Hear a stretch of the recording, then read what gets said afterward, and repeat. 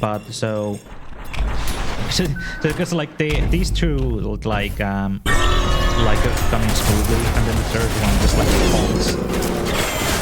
And my idea was that like it would be a fun little gag, then hopefully sort of distract you and make you forget about the Minotaur, so you're not thinking about the Minotaur as you go in the next arena, so it's more of a surprise. Yeah, so the tunnel here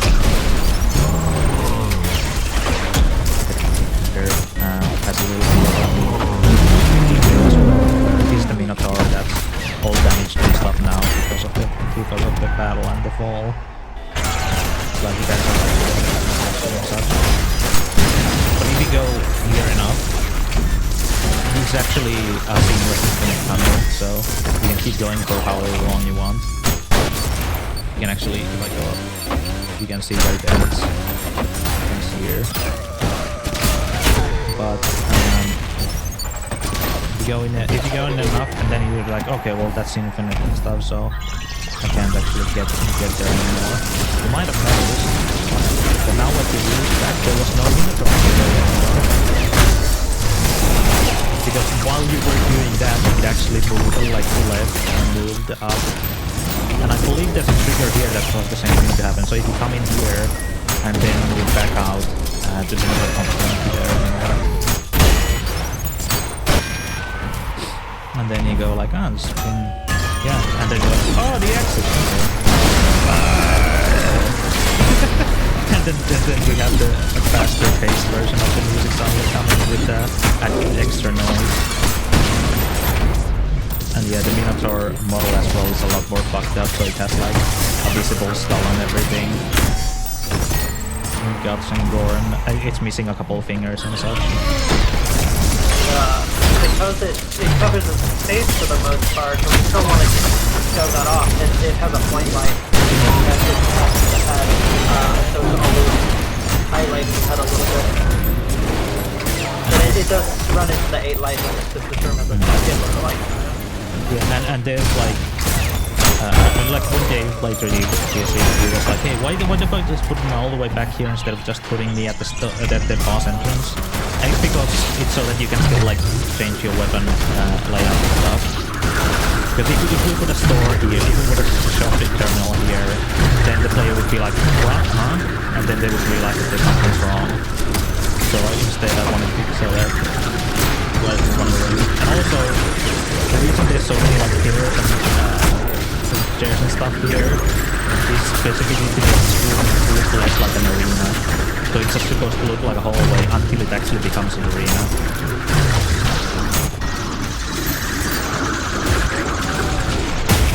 Because if it didn't have any of those in and you just came in, it would be really obvious that there's going to be a boss fight.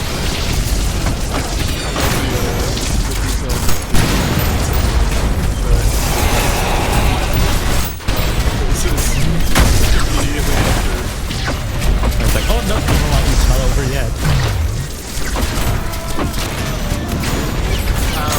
Yeah, we're working on getting around the light limit. We've got some ideas that we're discussing, but it's going to take a major re-architecting of the entire render pipeline, probably rewriting it from scratch. We've talked about using baked lighting, but it has a lot of problems where, like, if you bake a light for one model, then that light can't affect models that it wasn't baked for, like the flames or enemies or whatever, without then also double counting itself on the stuff it was baked for, if that makes sense. So, yeah, you can't tell it like, hey, I baked lighting, don't use it. But I didn't bake it, so I didn't use it. It's a fucking mess. That is a feature in like the newest versions of Unity under specific setups, but we can't use that stuff. So it's gonna take a lot of custom work. Yeah, and here's the animation where the Minotaur reaches out for the sky and then dies. So that was the one thing I was like hoping like people wouldn't really realize initially, and then once they actually end the level and they go read the enemy entry and they realize like what that's about, and then they go back and notice the animation. They're like, oh. Extra sad considering how close it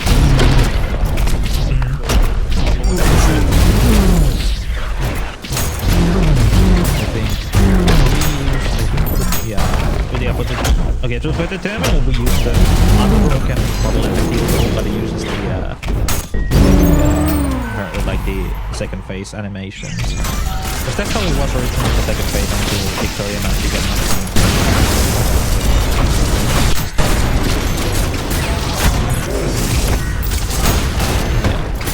And so this level starts originally very late into before the release. This was all like bright, so this would be like very bright like the usual levels were. But then two issues popped up, which is one is the music. I was really happy with the music I made in this area, but I really fit to like the bright area because it has like this kind of like lullaby feeling music. And the second problem is that because the previous level ends in like a dark area, and then this we got started with light area, it feels like there isn't like a connection anymore. It feels like they're just two levels instead of being like the same, like a continuation of the previous area. So then I had the idea of making it like dark, having like this very slight tinge of like dark. So it's sort of tied together in the previous area. Here's the yellow ones, because so that we can do Celestial as well.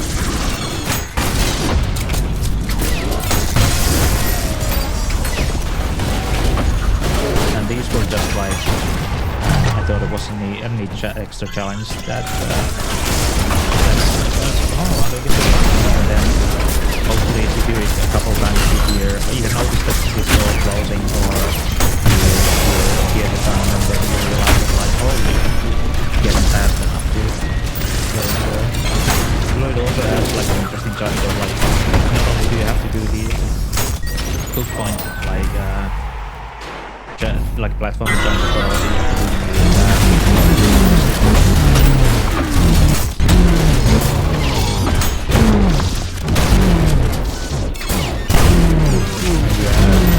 and the reason is like this make a lot more sense when this was still a bright environment, that it suddenly switches to darkness when the government pops in. But now it's not noticeable, but I still added like a tinge of blue so that you still have the switch from like gold to warm lighting. And the reason the government here has a health bar, even though it's not really a boss, is two.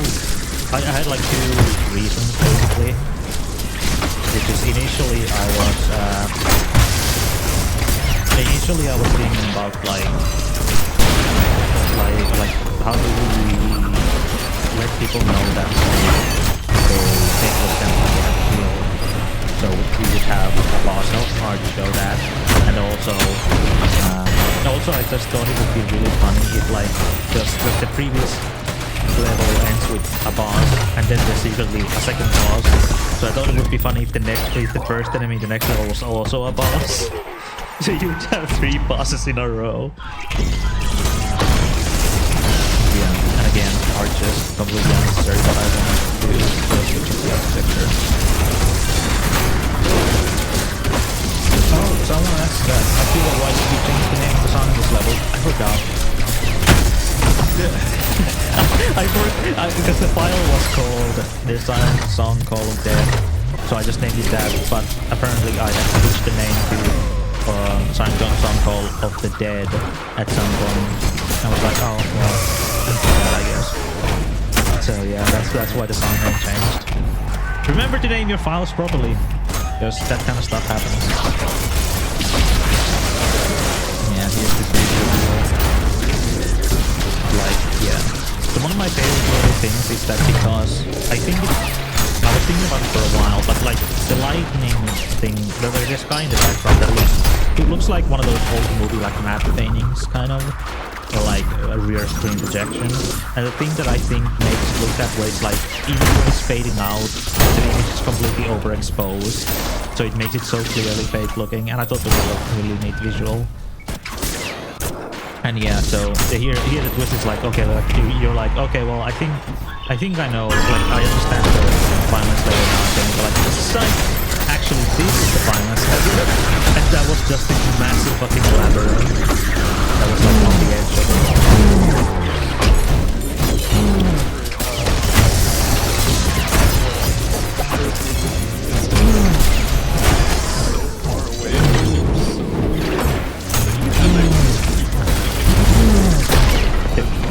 Yeah, they would stop and stuff.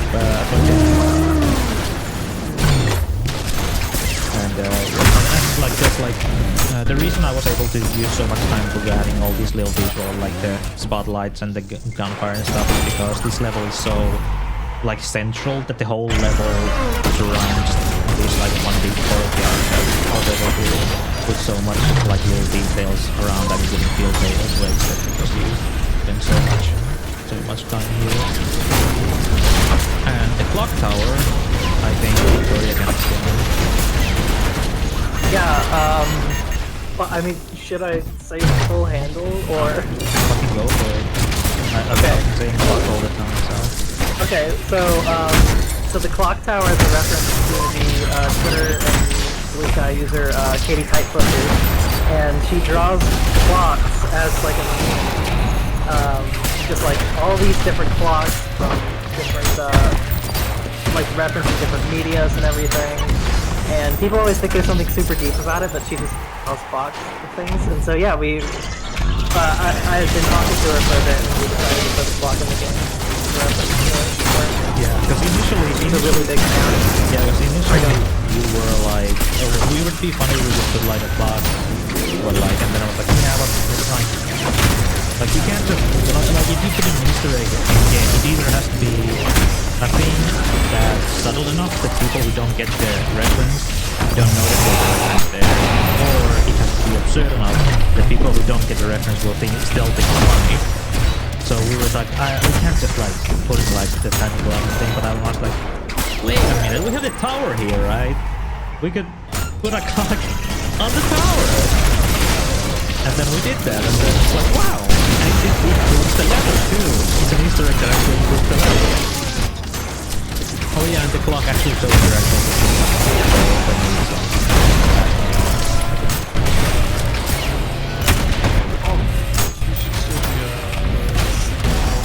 Yeah, I was thinking of that just now. So initially, I was thinking about the level in terms of like, for example, 4-2, where because like 4-2 is like a very open looking level, but it's actually super linear because you can't actually step on the sand or get damaged. So here I was thinking of doing the same thing where you step here, then like landmines would blow you up.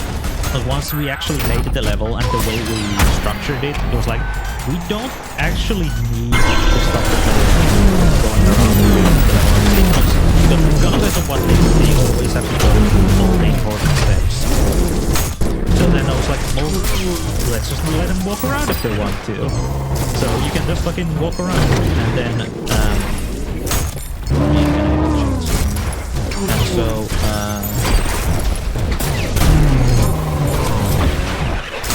there's signs over here. Because I made these like warning, these warning landmine signs that were originally at the entrance, but I moved them back here. So it's like, because now if you go up here, then you go. So that's how it would have gone in the level itself. We changed it. But yeah, and I can show you Easter egg, because there were some, would violence be, for two reasons we had so many, like, so many more Easter eggs in here than we had previous in the game. Because the levels are a lot more complicated geometrically than what we had, but also just because we were doing these in voice chat, we had so many funny ideas that were just bouncing off each other and like, oh, we should actually do that.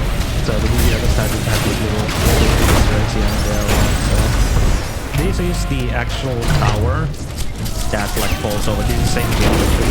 because I was trying to, when I was doing the side, like the falling tower, I was trying to think of it in a way where it would like make sense when it's upright.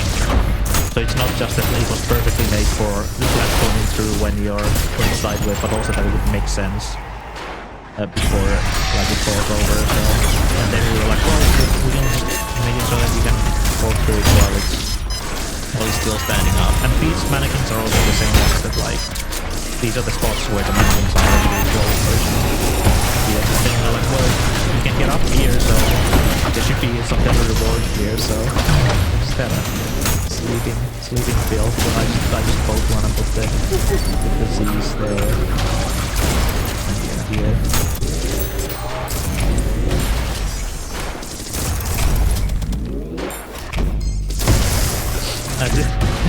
That's I just recorded that with my microphone. And yeah, and the Z's specifically are a reference to Undertale.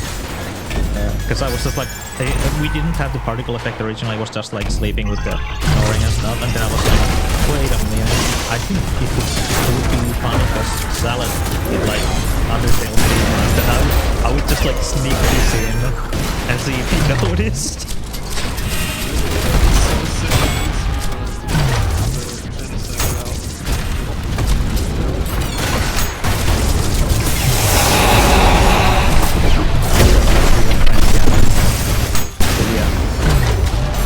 That's why you have the Undertale Z's. And it's really funny because there's like, because we named I named the first chapter Infinite Hyper Death. People were like, oh, is that an Undertale reference? Because it's like Hyper Death and it's like a Undertale and you're going to at the start of the game. It's like, I have not played Undertale. Not knowing any of this. Just complete coincidence. Because the reason I came up with Infinite Hyper Death was because I was thinking about like the most over-the-top dumb name possible.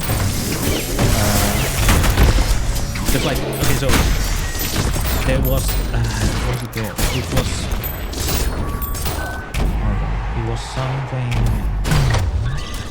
I don't remember the name anymore, but there was an indie robot fighting game ages ago that I saw on YouTube, which had like loading screen names. It was called something Garrison, I guess. And it had like loading screens that had like, instead of the tip, it would just have like a really over the top like anime, like nonsense English title or something. It was like the divine battle between man and beast. I was like, that's the naming convention we're going with. So I was thinking like, how do I come up with something that's like that kind of like what Japanese game developers thought was cool English. And I was thinking about really over-the-top titles, and one of my favorite really fucking stupid over-the-top titles is there's a movie called Cube, and it's got a sequel. There is an arcade, there might be, but it's got a sequel, and the sequel to Cube was called Cube 2 Hypercube. So I wanted to pick that and just be like hyper something. It's like hyper death, because it's more than death, it's hyper death. And then I just tapped on it because it's even more hyper. No, not Cube, but Cube, like C-U-B-E. There's a little gap here. But it was they made like 2 sequels. Well, they made a sequel and a prequel to that movie, and I never bothered watching either of those because they were apparently fucking garbage. And I do like the original Cube movie, so shoutouts to Cube 1997 when it fucking came out.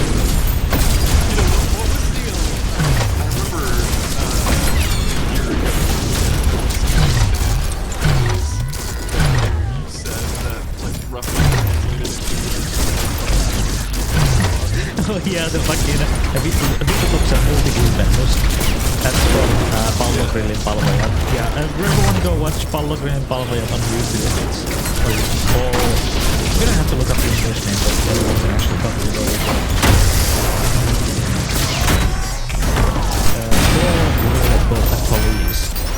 Ball Grill Real Police. Amazing YouTube video, 10 out of 10.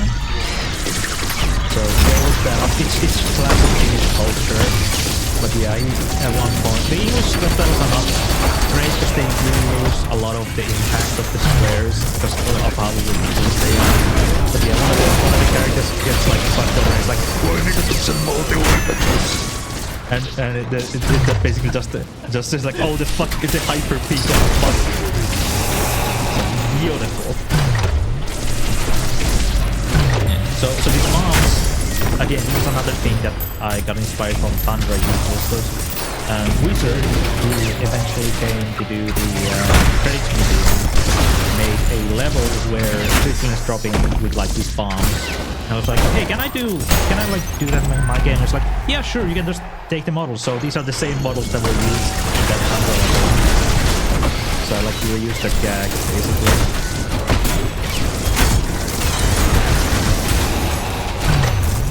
And yeah, this used to be original. This was Gutterman and two both machines, which I thought was a really cool encounter, but it was too difficult so early on, so I switched it to be one Gutterman and one sword machine, and then a second Gutterman comes afterwards. Yeah, and you can. And people thought it was on thread because we simply did not have an animation when we first used it. Right. And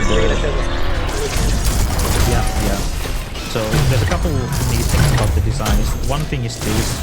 This is like hard to see turning a headlight but it's Russian like Cyrillic. So it stands for Celovek 01 because it's like man tank. Because one of the ideas that I wanted to get across with the designs in like the working robots is that this isn't like fucking United States versus whatever or like anything like that, but I wanted to feel like it's actually war of like the whole globe. So it's like this has like Russian text on it, the gutter tank has German, the Earth Mover has Japanese, so it's like the whole world was involved in this war and it's not just like the main character of the world or whatever. Yeah, and here's the skeleton. Wow. And did we have that on this crotch at some point? No, it was always up into the like where the heart is supposed to be. Because I think it was going somewhere, and then I was like, oh, you put it so that it goes like actually like under the rib cage. Because that's like implies some terrible things. But yeah, I think we joked about the tube going in this crotch, and it's like a suck and fuck machine. Yeah, we did originally have arms and legs, but then we decided it was way creepier without them. Yeah, it's just so that they've been cut off because they would have taken up too much space in the coffin. Oh, people are confused about the suck and fuck machine. Don't tell them about another tank. They can't know. They can't know about the Nutter tank. The Gooner Man and the Nutter tank.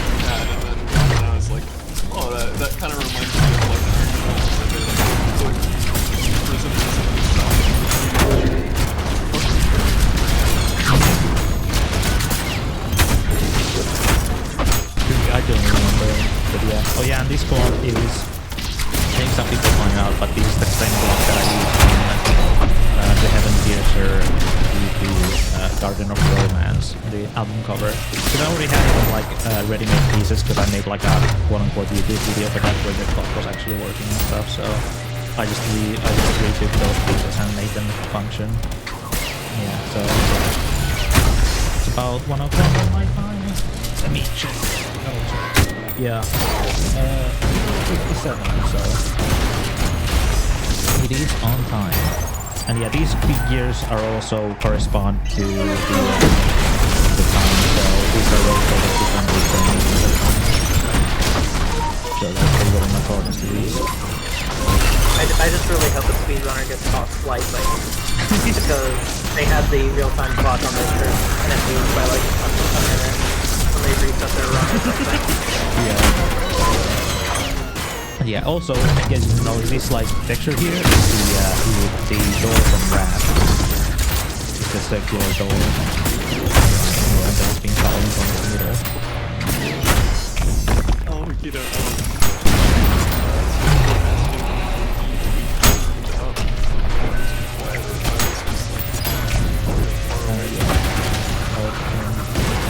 How about now?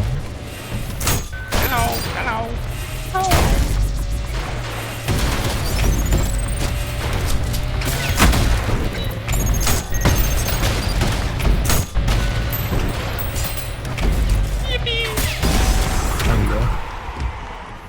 I guess you weren't here. We didn't like sound test you yeah. because we weren't expecting you to stick around. But yeah, at some point I had a checkpoint here, but then I felt it was a bit. This is like a full quest without checkpoint. Then I also thought it was a bit weird to just have 2 enemies before the next checkpoint. So it's kind of like, I don't know, maybe I should just do that. We'll see. And I think this is a good spot to talk about the government death sound. Which is if you listen to... since the original review is the government death sound, you can listen to it.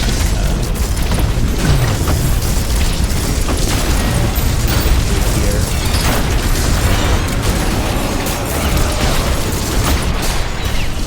He does like a ooh. So here's the backstory there.